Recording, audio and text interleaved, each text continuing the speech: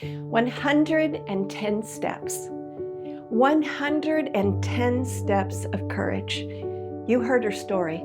Destiny traveled across our parking lot from Planned Parenthood to Caring Hearts Pregnancy Center, where she opened the door and allowed us to speak life, provide information, give hope, and allow us an opportunity to share the love of Jesus. And because many of you tonight have committed to donating to our ministry, we have a door to walk through. Destiny's story is only one of many we'd like to share with you. A young lady came to our clinic and shared she had called an abortion clinic. They had informed her she needed to have an ultrasound first to determine how far along she was, because that would determine what type of abortion she would need. Her boyfriend cheated on her. She did not want this baby. She listened to all her options and the testimony of someone who had an abortion, and then she had her ultrasound. After hearing the heartbeat, she changed her mind. She brought her boyfriend the next time, and he was excited and wanted to support her. They signed up and took our Bible study called Hugs. Another client came to Caring Hearts undecided about her pregnancy and whether she would parent or have an abortion.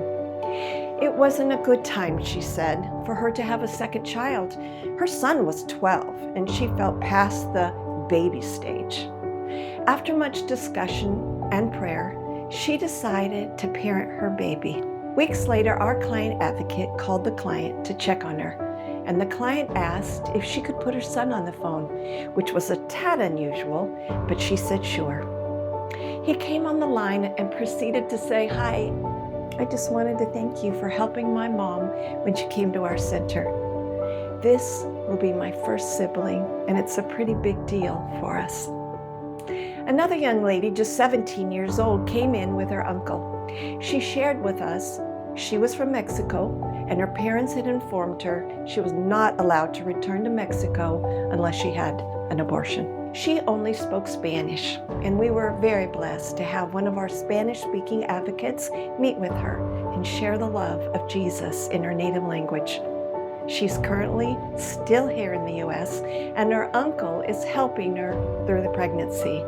Side note, her parents have decided to be supportive and are excited about her baby. One client that came in was living in a homeless shelter with her 2 children and was considering an abortion.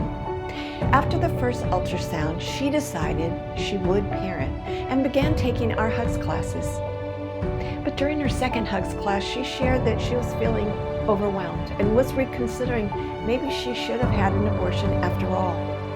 We decided to do another ultrasound, and when she heard her baby's heartbeat, she became teary-eyed and recommitted to parenting her baby. Her mentor got in touch with Riverside Ministries, which agreed to help her with housing. A 28-year-old came in and met with us. She wanted to confirm her pregnancy, and she wanted to have an ultrasound. But she let us know right from the beginning she was already scheduled for an abortion at 12 weeks. We tried to stay in contact with her, but she did not return our calls, and we really feared the worst. But at 16 weeks, she called us and she returned to the clinic. She chose life. Her sweet baby was born December of 2023, and in February, we were able to take her newborn photo shoot. I wish I had more time to share some more impactful stories, but just know that God is at work, and we are speaking life into many women and men. And I'd like to ask you a question. Will you take a step of courage, just like Destiny did when she crossed over our parking lot? Will you commit to supporting our ministry and help us speak life? Thank you, and God bless.